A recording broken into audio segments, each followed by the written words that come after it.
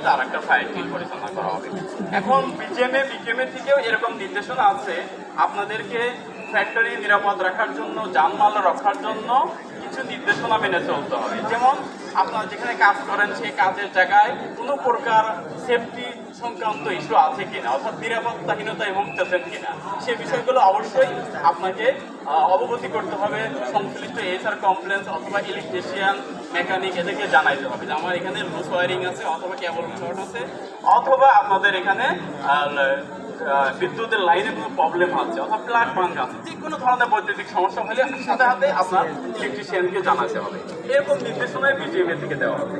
এবং আপনারা যেখানে কাজ করেন সেই কাজের উপরে যে চ্যানেলগুলো আছে, ইলেকট্রিক চ্যানেল যাকে বলে লাইন, সেই চ্যানেলগুলোর মধ্যে প্রচুর পরিমাণ ডাস্ট ময়লা জমে, এখান থেকেও আগুন লাগতে পারে।